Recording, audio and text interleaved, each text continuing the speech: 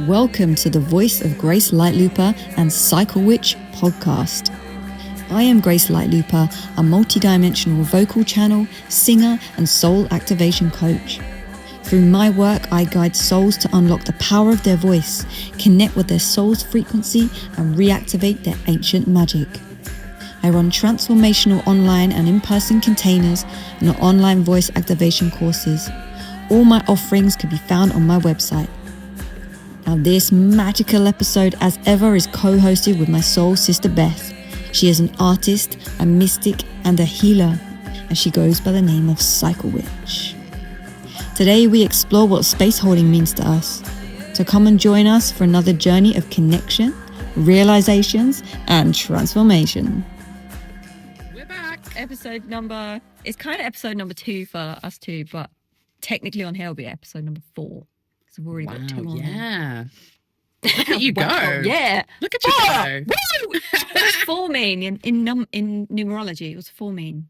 I have no idea. I was looking them all up the other day. Oh, okay. I can only remember some of them. 2 was like divine union and partnership. 8 was abundance. 9 is like a completion. Oh. 5 might have been transformation. Yeah, I can't remember what 4 was. I'm going to look it up at some point. I was like thinking I was going to look it up on my phone, but no, it's here recording us, so we won't do that. Oh, look, 44. It was on 44 as I looked at it.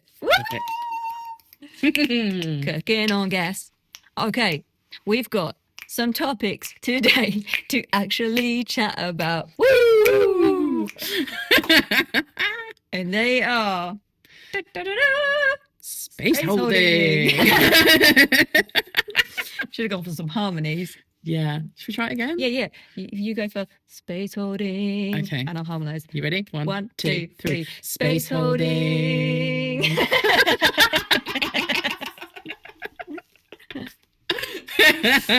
Beautiful. Woo.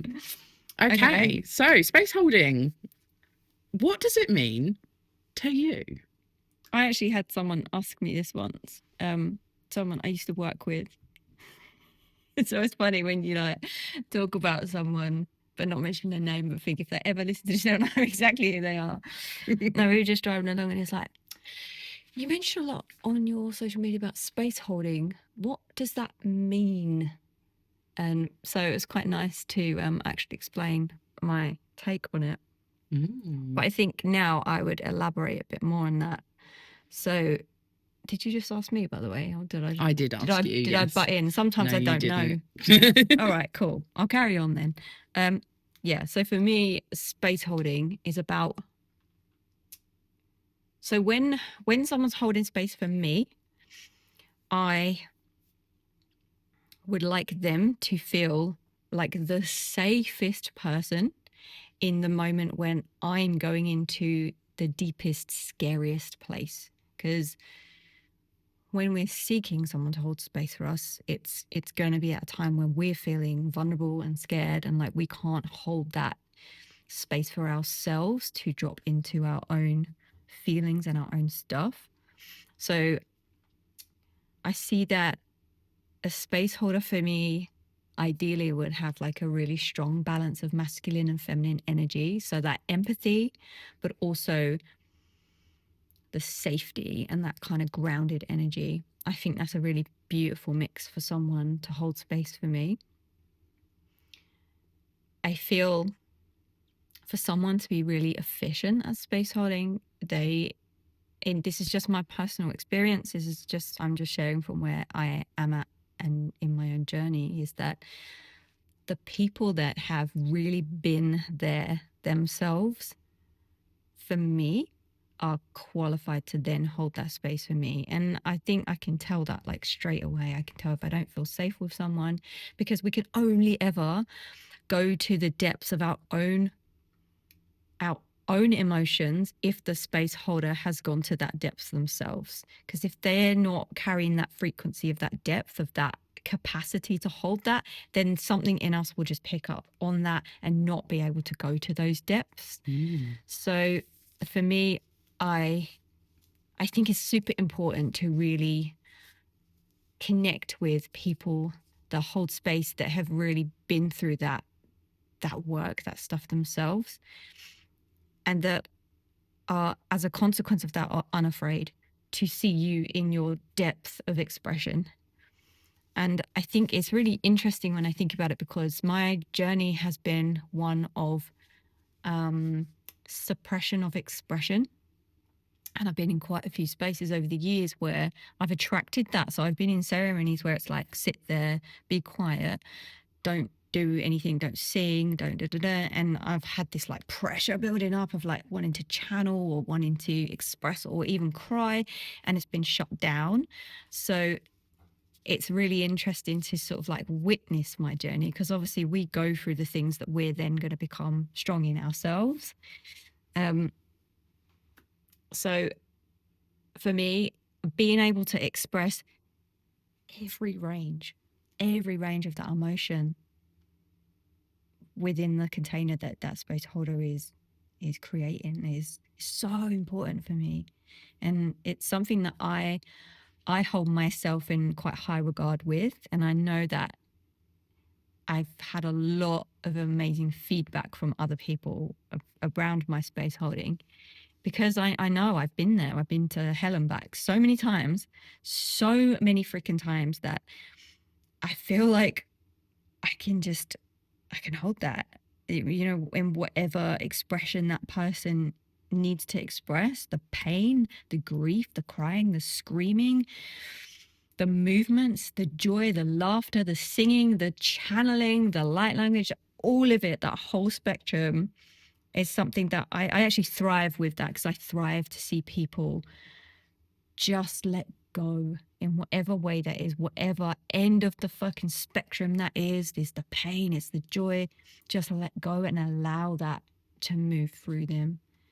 So yeah, that's my, they're my feelings, my deepest passionate feelings actually on space holding. Yeah. So thank you for asking. Thank you for sharing. I find that really interesting, like where you were saying about you would want somebody holding space for you who's been to those depths themselves. And I was thinking, well, I hold space here a lot. Have I been to those depths? I must have, because you feel that I can reach that with you. But that's not, I wouldn't say that's something that I'm conscious of in that moment. And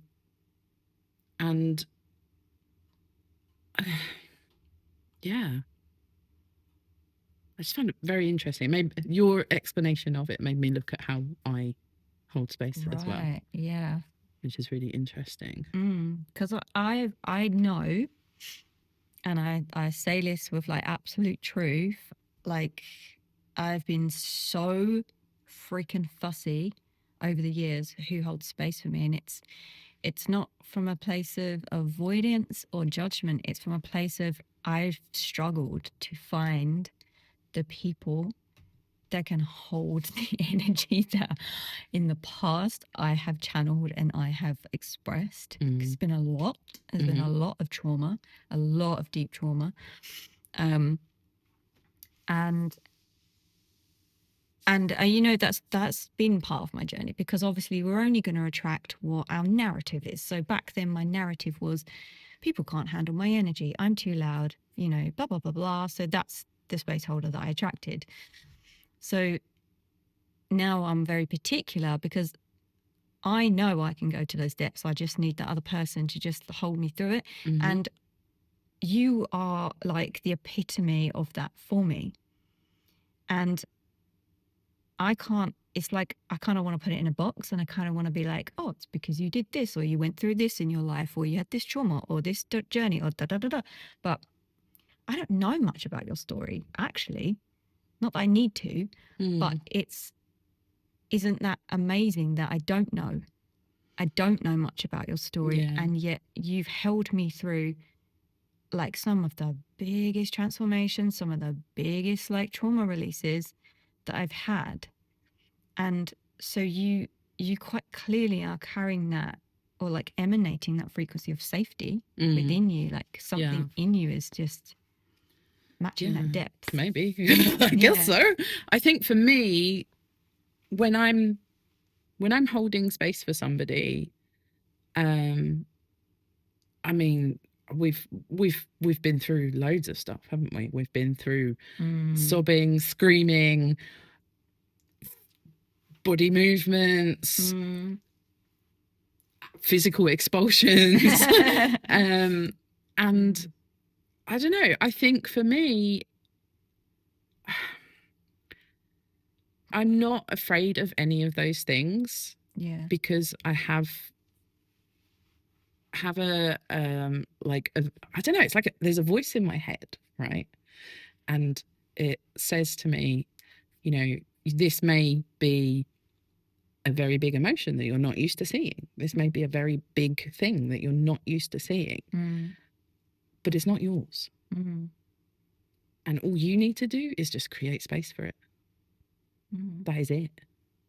And I mean, at times where I've needed to express how I'm feeling, the times where it's been most difficult have been when people have taken what I'm feeling and made it about them.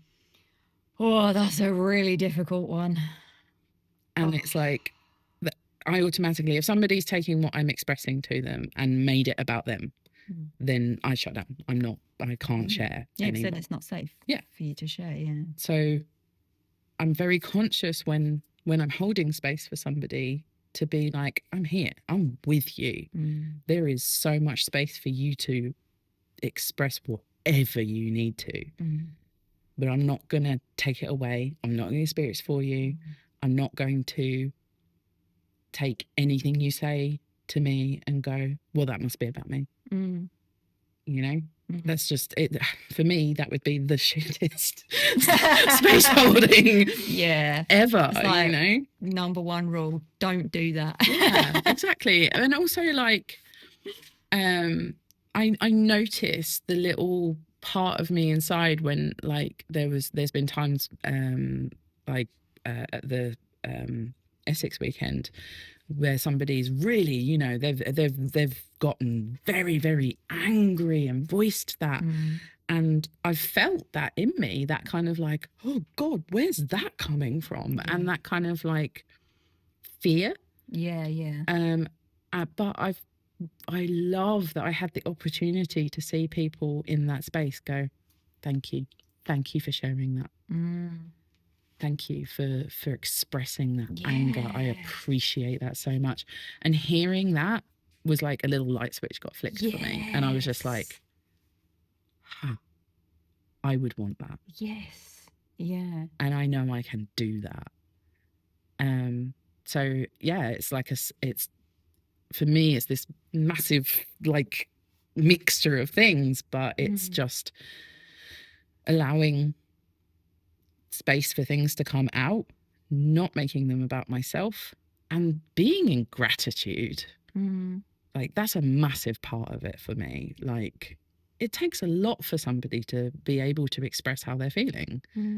And I think it's really important to recognize that within yourself energetically and also verbally as well. Like, if you want somebody to continue to feel safe and share, and for them to reflect that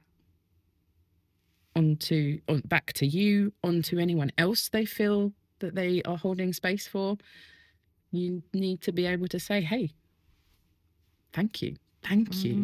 You've shown me the part of yourself that's been suppressed, or you've shown me that I have permission to do that too. And it's, I mean, I'm still learning, I'm still figuring it out, but I think that's the general gist of it. Yeah, what you just said about like thank you, that feeling, I got that actually. That was really activated for me in a sharing circle once, where someone, it's like an older member of one of the team that were running the event, and this person said like, I don't cry much.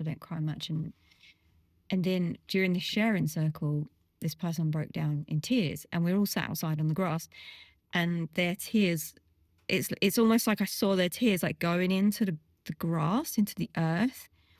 And it was in that moment I was like, every tear is gift. Like every emotion that someone shares is straight from the heart. Like anything other than that is just what it's just like, I don't know, details, just details. But when someone expresses something straight from the heart, no matter what that is, if that's like tears or screaming or crying, that you're right. Like it's a gift. It really is. Because there's something in that alchemizes and goes way beyond what we can comprehend is happening. But I feel like it's going back into earth. It's going back into like the cosmos, what's it called? Like the cosmic web that kind of encompasses us. I can't remember what it's called. But yeah, it's an offering. That's the word I'm trying to think. Like it's an offering. So like when I always feel like when I hold space for someone and they are really offering themselves fully and truly, it's such a blessing to be in, to like witness that and to be in that energy of that offering. Yeah. So it's to be a space holder of any kind is such an honor. I think I couldn't agree with you more. Absolutely, definitely. And I just want to mention as well something that you said where you mentioned about when you share something with someone and then they might turn it around and project it back onto you, to us, when we're sharing. And you said about like you decided because of that to know I'm going to always be present, for this person. That is so hard to do.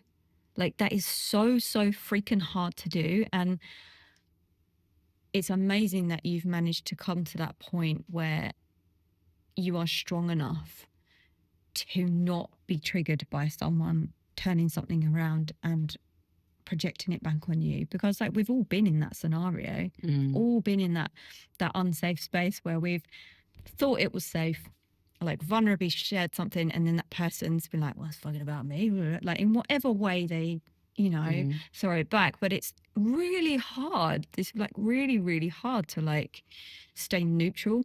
I mean, I also have been on that journey where I've like it's like a training, isn't it? Like a muscle memory where you like train yourself to constantly be like, this is just mirroring, this is just energy, and in this moment I am choosing to be the space holder, therefore my ego will take a backseat, my stories will take a backseat, we'll just be here.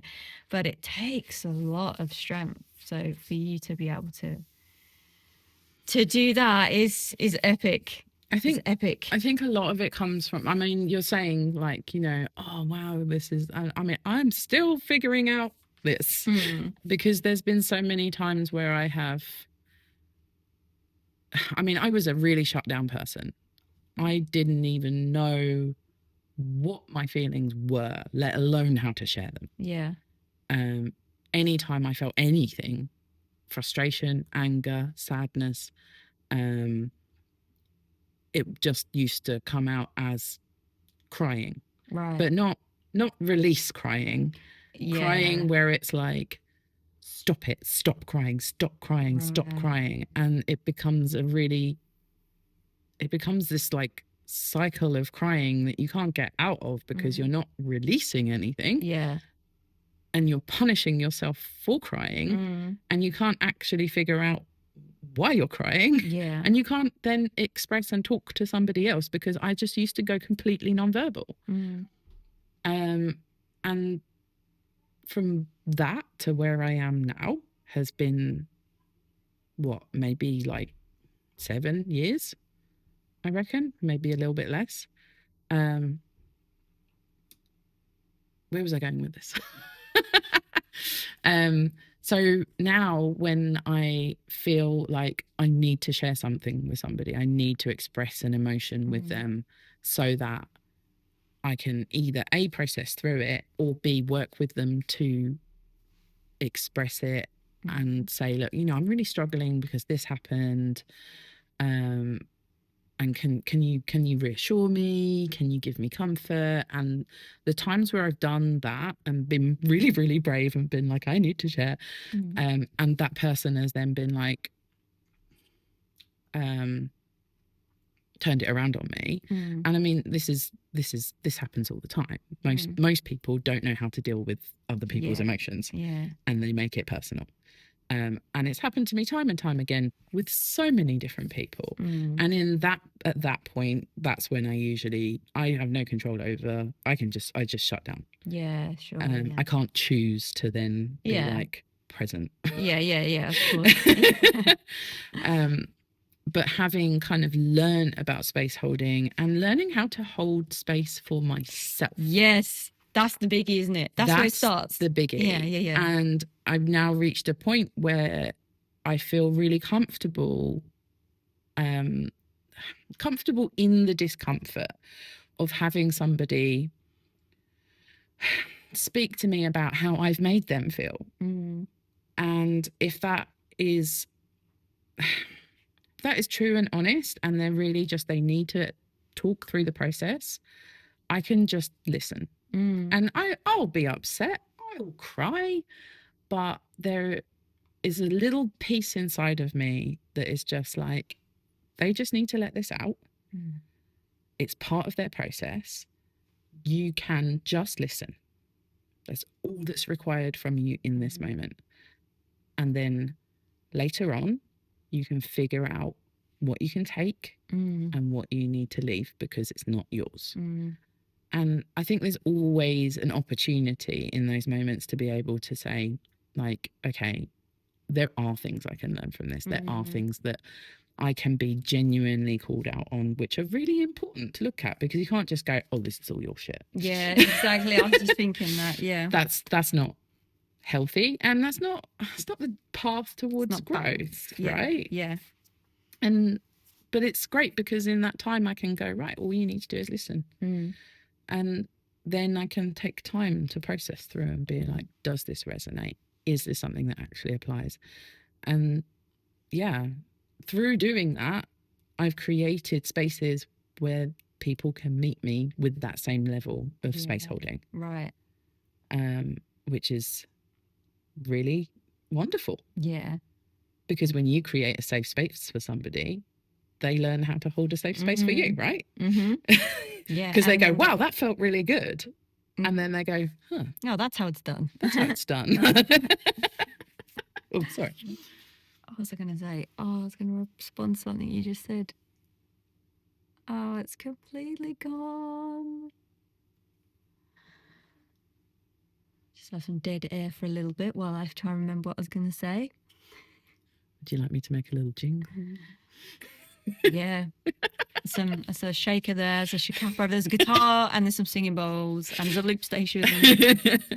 No, okay, well, I'm just going to have to forget it, and then I'll inevitably be like, I know what it was, halfway through. Of or course. Middle of the night, wake up, remember course. what it was. It's so rare that I don't have words. Like, I was resonating so much with everything you were saying, and I was like, so like, yeah. But my brain's just like... Said all the words. Yeah, you said, I know what I was going to say now, I just remembered it. There we go. It was that. It was like magic click. Yeah, so, oh my gosh.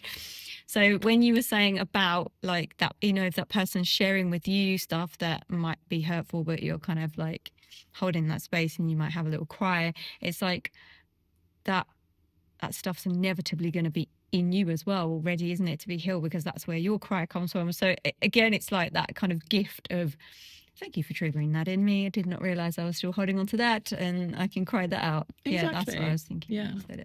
Because like everything is just a mirror. Like every single freaking goddamn thing in every person, in every situation, like to the point where like we're manifesting every single little part of our reality, and it's only through our conditioning and our training and our learned experiences that we're able to be like, this is a desk, this is a door, and like to some degree where me and you are experiencing like a similar reality, but then on another level it could be like a completely different reality that we're experiencing, which, yeah, that's where the whole like, you know, hologram thing comes in, where we're just, I don't know, yeah, in a dream. I haven't gone too far into that stuff yet, so maybe we need to have an episode where you tell me all about that stuff. That's just through my own experience. Like I've not seeked. Is that word? Sought. I say suck. Oh my god. Beth's the wordsmith, by the way, of the outfit. I'm not. Which is weird because you write songs. Yes. And I was gonna say this is why I channel light language, so I don't have to think what words fit. What was I even saying? I haven't sought out this information. This is just like from my own experience of like, I kind of realize what people are talking about when they say about, you know, manifesting every part of a reality, because like my reality is so different to other people's reality, and that's only to do with like the ancestral conditioning, what's in our DNA, and then what our own experience is. And it's like every single bit of this shapes like what we literally experience in every moment, and it's like mind-blowing. Blind mowing, as I was going to say. Blind mowing. Don't be doing that. That sounds like a dangerous sport. It does. Okay, so what are we on? 25 minutes again. Yeah. We're good at like just boshing out the 25 minutes. I think we have done a really good exploration of what space holding is for each of us. Yeah. Because, you know, for other people, it may be something a bit different. So if you have a different take on that, then send us your replies on your Facebook. Version. Yeah. We'd love to hear that. Totally. I wonder whether our next episode should be an explanation of how we have developed our like processing practice, because sometimes I speak to people and I'm like, oh my god, yeah, like we went into ceremony and like I brought up all of this emotion and I was able to really express it and physically release it, and people look at me like I'm mad. And I'm like, no, but it's trapped inside you and it's really good to let that out and create space and time for that process to happen. And you know, sometimes I'll chat to people and I'll be like, oh, by the way, I'm really woo-woo, like tell me if this is a bit too much for you. And they'll be like, oh no, I do yoga. And I'm like, okay, so here's what I experience. And they go,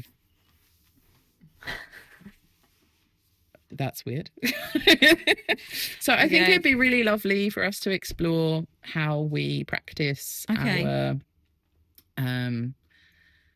our connection and healing through that. Yeah, I'm definitely up for that. Yeah, I love talking about this stuff. Excellent. Fantastic. Okay. Oh, join us in episode number 2/5. And we'll see you there. Thanks.